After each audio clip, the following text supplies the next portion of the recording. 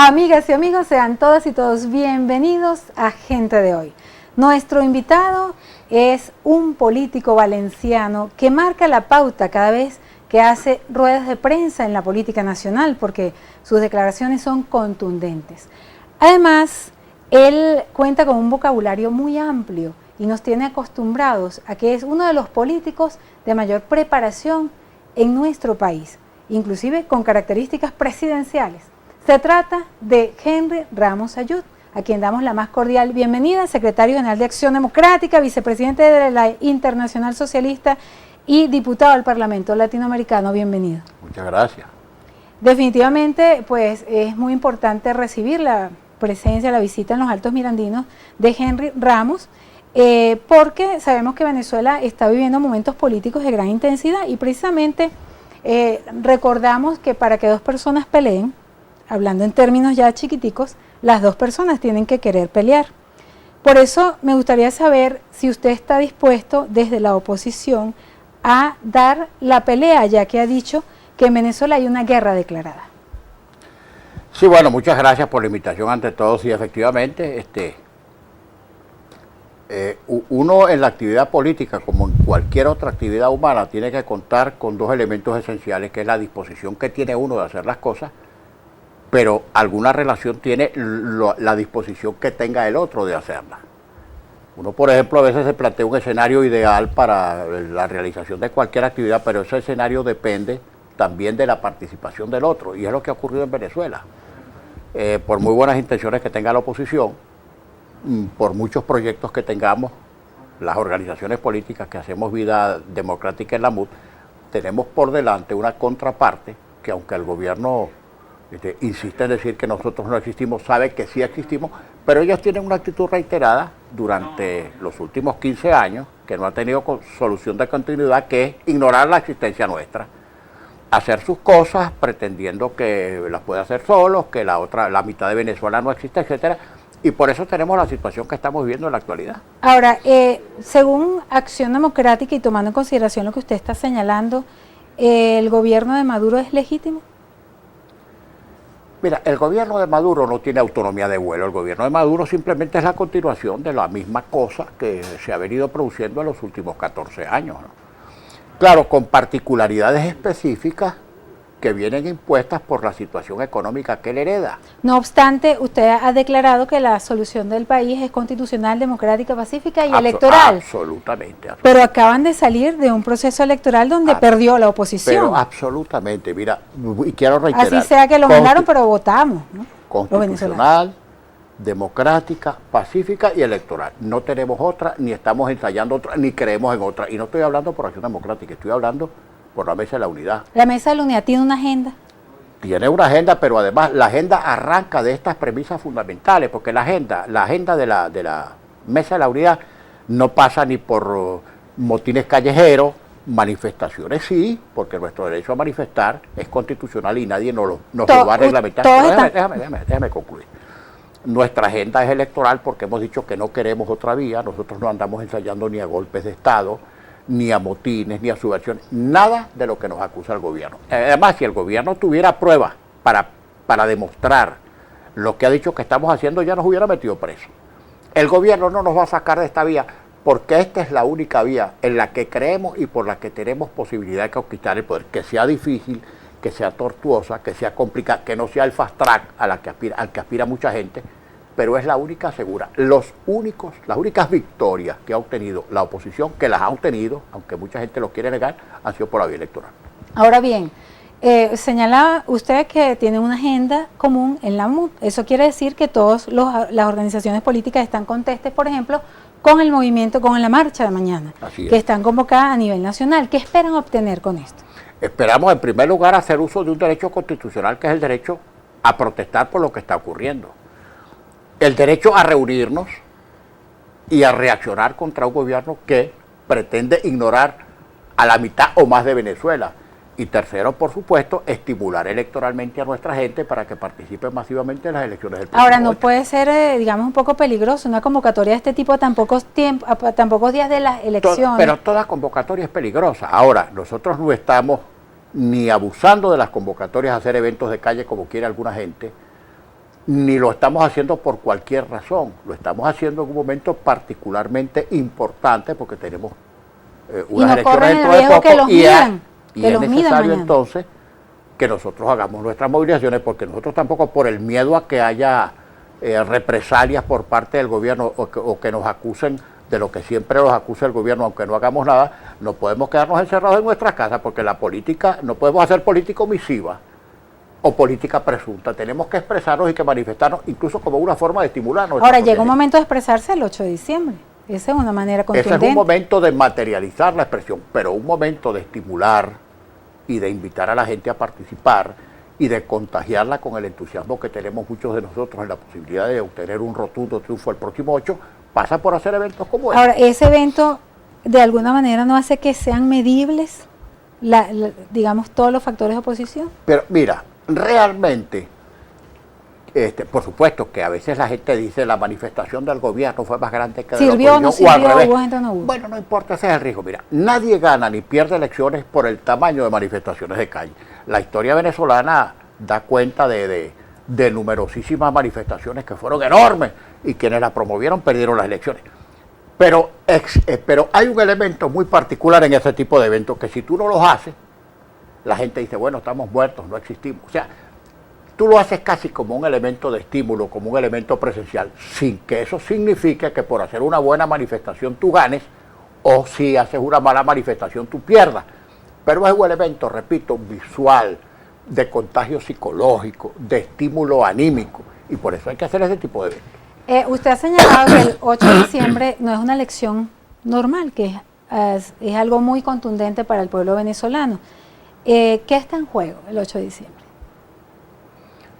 Mira, cada elección es diferente a otra. A veces a mí me preocupa que algunos analistas políticos dicen, salimos en estas elecciones de tal manera, deberíamos salir aquí. Cada elección es distinta, una elección presidencial, incluso una misma elección presidencial hecha en tiempos distintos y con otros candidatos o con los mismos candidatos es una elección diferente. O sea, no hay un bis electoral. Ahora, una elección de gobernadores y alcaldes es distinta a una elección presidencial. Y esta elección la vamos a hacer en un momento particularmente complicado desde el punto de vista económico para el gobierno. Y así como una buena gestión económica podría incidir favorablemente en los resultados electorales del gobierno, una mala gestión económica, por decir solo la gestión económica, por no hablar de la seguridad, de la inseguridad, del colapso de los servicios públicos, etcétera, eso tiene que tener una incidencia electoral contra el gobierno, como si el desempeño del gobierno en esta materia fuera buena, tendría una incidencia electoral favorable al gobierno. Más sin embargo, en el marco de la ley habilitante, el presidente Maduro aprobó la ley de costos, precios y ganancias. Eso no, de alguna manera no incidirá en estos resultados electorales. A lo mejor tiene la gente está comprando más barato, por ejemplo, en los negocios. A lo mejor eso puede ser un elemento incidente que favorezca al gobierno y sería una necesidad negarlo. Es posible. Es posible que con esa orden del gobierno de bajar precios, que si ahora una cocina no cuesta 80 sino 20, es posible que eso lo favorezca electoralmente, pero hay una gran cantidad de cosas que lo perjudican electoralmente. La inseguridad, la luz, el agua, el colapso de la educación, el colapso de la salud. Habiendo tenido el gobierno en estos últimos 15 años de ejercicio, todo para haberlo resuelto, porque ha tenido todos los poderes y todos los recursos y no los ha resuelto. Ahora, Diosdado Cabello acaba de acusar a la oposición que están buscando suspender las elecciones municipales. Yo no creo, de verdad que no creo eso. O sea, él los está acusando, pues. No, bueno, los acusará, pero no creo que bueno, para empezar, en predios de la oposición también se ha dicho y se ha pensado que el gobierno está haciendo una serie de maromas y de piruetas para suspender las elecciones. Y por parte del gobierno se dice lo mismo de la oposición, pero yo creo que de verdad, tanto el gobierno como la oposición están interesados en la medición electoral. Nosotros queremos las elecciones y allá vamos y esperamos o creemos que el gobierno también las quiere, porque también al gobierno le interesa evaluarse y medirse. Aparte del habilitante y las elecciones, ¿cuál cree usted que es el gran tema que interesa a los venezolanos? La respuesta de Henry Ramos Ayub en la próxima parte de este espacio, no se la pierdan.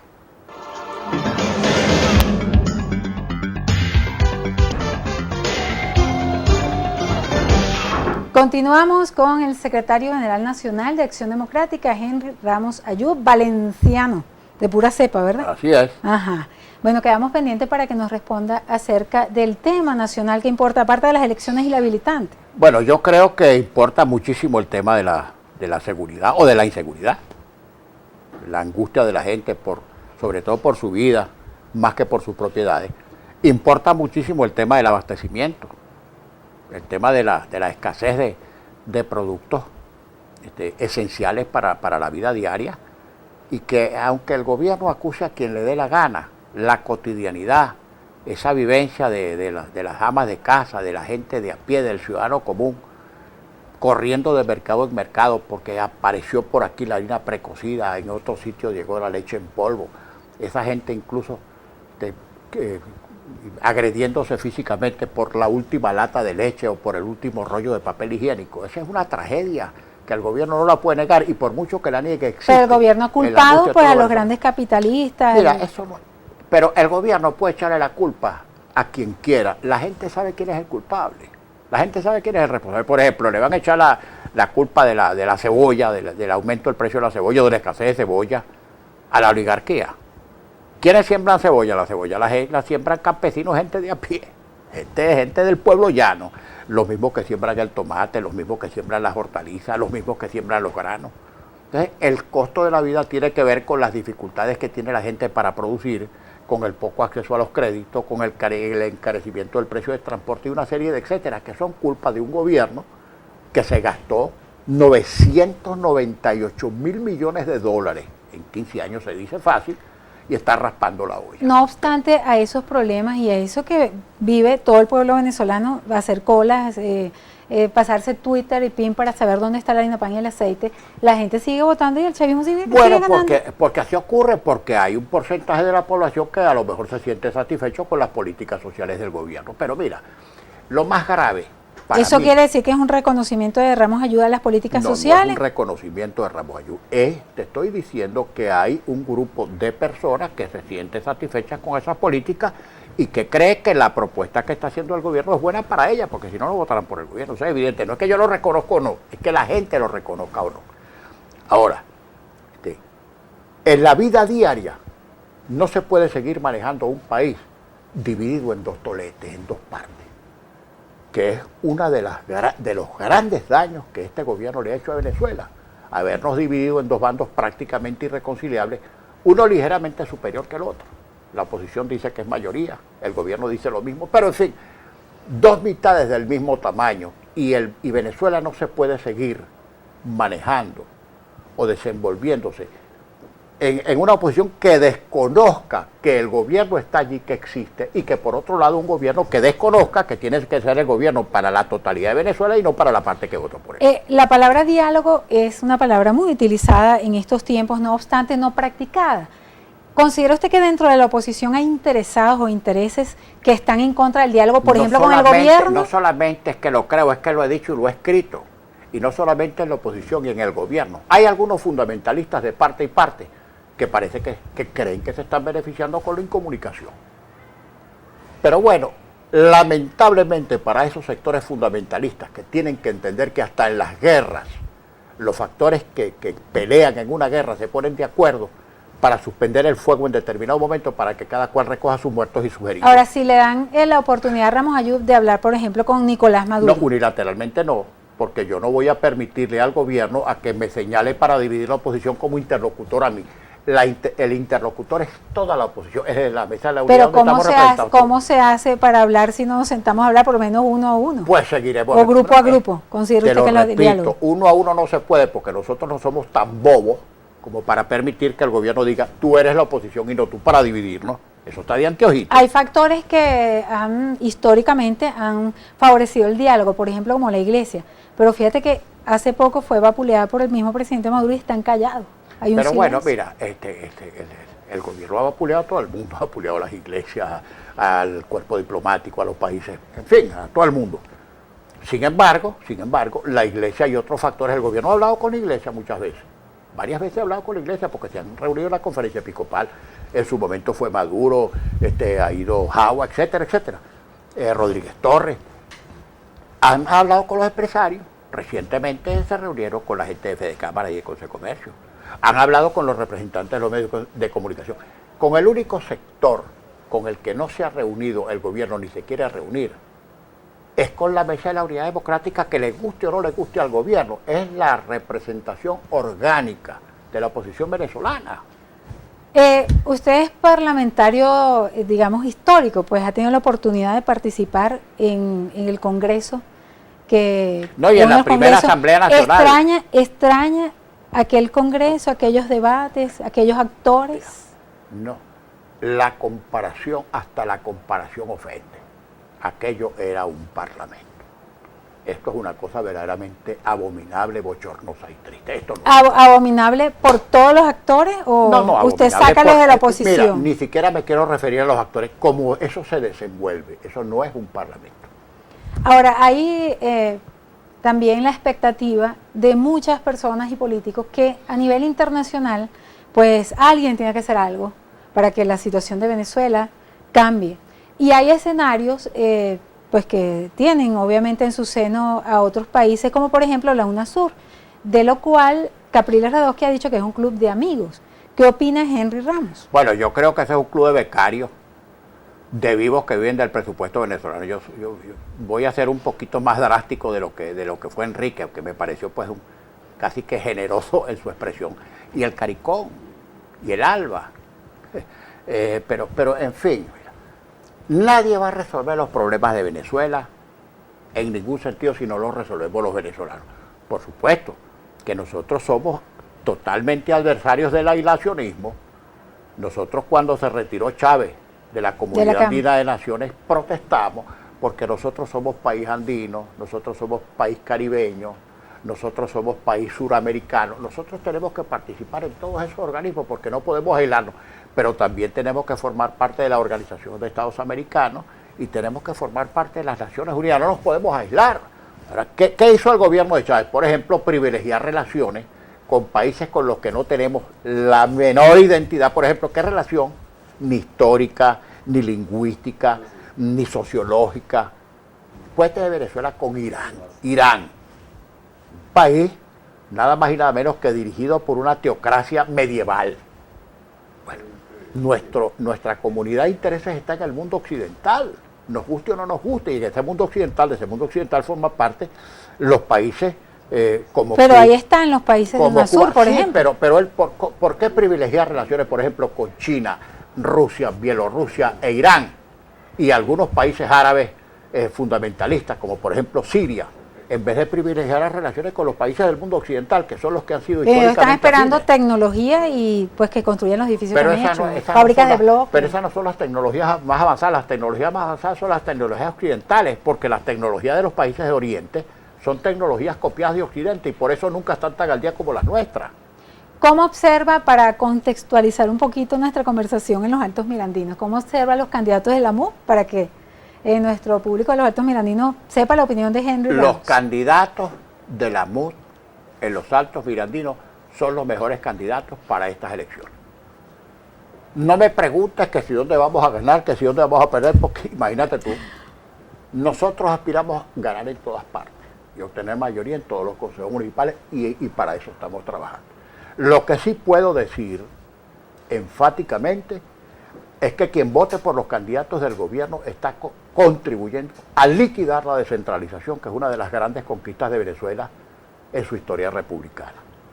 Que verdaderas alcaldías autónomas, formas de gobierno cercanas a los vecinos, que puedan administrar para los vecinos, no pueden depender, no pueden ser apéndices del poder central, que es en lo que se han convertido muchas alcaldías cuando caen bajo el control del gobierno. Pero muchos aseguran que precisamente esas alcaldías son las que le dan más recursos para que resuelvan los problemas. Las alcaldías de los Yo no sé si eso es exactamente así. Lo que sí puedo decir es que las alcaldías que están regentadas por activistas del partido de gobierno obedecen más a las líneas políticas del poder central que al interés de los vecinos. Ahora, usted está en desacuerdo con ese centralismo. Más sin embargo, me gustaría ya para finalizar que nos responda si es Acción Democrática, un partido de tanta tradición y de alguna manera de autoestima, ¿no? de autonomía política, ¿hasta dónde va a llegar Acción Democrática con lo que puede ser una presión de formar parte de la Mesa de la Unidad Democrática, que sería de alguna manera un centralismo político? Bueno, tenemos que formar parte de la unidad porque nadie concebiría que cada partido anduviera por su cuenta y que yo, por pensar más en mi propio partido que en la unidad de todos los venezolanos, nos saliéramos. ¿Y hasta dónde Venezuela con eso? Hasta donde sea necesario. Mientras sea necesario y mientras exija y mientras la labor política eficiente exija estar en un organismo como la mesa, que es imprescindible en circunstancias como esta. Municipios como Latillo, de alguna manera, pues... No, eso es diferente, pues es un municipio que se gana, ahí no se hicieron primarias, ahí quien las ganó se murió, y ahí están compitiendo varios candidatos. Y ¿quién gana en Latillo? yo creo que gana Diana, y además está haciendo una gran labor y es sin duda alguna la mejor candidata de todos los que se han presentado, no porque sea mi esposa. Bien, muchísimas gracias, de verdad, por esta importante conversación. Nos gustaría ya un mensaje para finalizar a nuestros queridos que hay que ir a votar el 8, hay que ir a votar el 8. Tenemos que hacer uso de nuestro derecho, de nuestro deber, porque yo creo que esa es la forma, sinceramente, de que podemos seguir avanzando poco a poco. A lo mejor hay alguna gente que está desesperada, que está angustiada, que quiere un atajo. Los comprendo por la angustia, por la desesperación y por la rabia, pero la sensatez nos indica que debemos seguir poco a poco construyendo paso a paso el triunfo definitivo electoral para hacer que la democracia regrese a Venezuela. Muchísimas gracias. Nuestro invitado de hoy, Henry Ramos Salud, por esta interesantísima conversación, y a ustedes, nuestros queridos televidentes, gracias por permitirnos entrar a sus hogares a través de la pantalla de Mira TV, Canal 9 de Intercable, tu televisora regional. Daisy Oropesa se despide a nombre de todo el equipo de Gente de Hoy, haciendo como siempre para ustedes un periodismo de contacto.